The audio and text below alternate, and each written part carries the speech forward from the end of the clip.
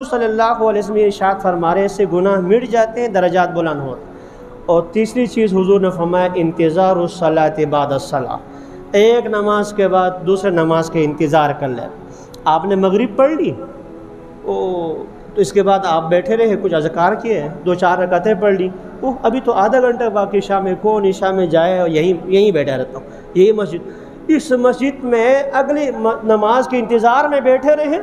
رسول اکرم صلی اللہ علیہ وسلم ارشاد فرماتے ہیں کہ اس پر فرشتے تصلی علیہم الملائکہ، ملائکہ اس بیٹھنے والے کے لیے دعا کرتے ہیں، اللہم اغفر لہ، یا اللہ اس پہ مغفرت فرما،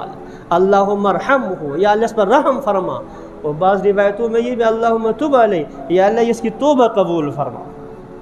مسجد میں بیٹھ کر ایک نماز پڑھ لی اور دوسرے نماز کے انتظار میں ہے، اور نماز کے انتظار کا ایک معنی تو یہ ہے، مغرب میں آئے عشاء کے لیے بیٹھے رہے، ظہر میں آئے اور عصر تک بیٹھے رہے، لیکن یہ ملازم طبقہ بیچارے جو کام کرنے والے، یہ کہاں ظہر سے عصر تک، مغرب سے عشاء تک بیٹھ سکتے ہیں؟ کوئی بات نہیں، آپ گھر چلے جائیں، لیکن دل آپ کا مسجد کے ساتھ اٹکا ہوا ہونا چاہیے۔ گھر چلے گئے اور عشاء کی نماز ابھی 8 بجے، یعنی ان کے سارے کام کی ترتیب ہو وہ نماز کے مطابق، مہمان آ رہے ہیں ان کے کھانے کا بندوبست اس انداز سے رکھے کہ تاکہ نماز مسجد پہنچ جائیں۔ تو یہ آدمی جو اگرچہ گھر گیا ہوا ہے لیکن انتظار الصلاۃ میں شمار ہو، کیسے؟ بخاری شریف کی روایت،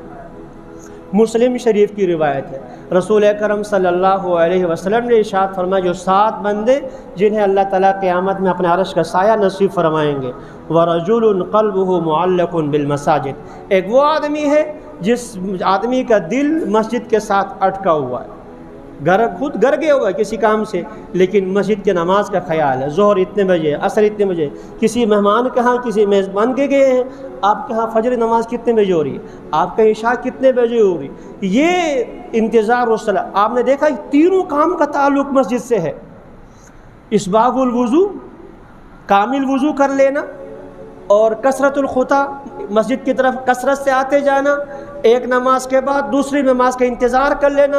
یہ سب کا سب تعلق مسجد کے ساتھ اور نماز کے ساتھ۔ وجہ یہ ہے جس مومن کی نماز بن گئی، جو نمازی ہو گیا، فاروق اعظم نے جب حاکم بنے تمام گورنروں کو خط لکھا، موطا امام مالک میں موجود ہے وہ خط،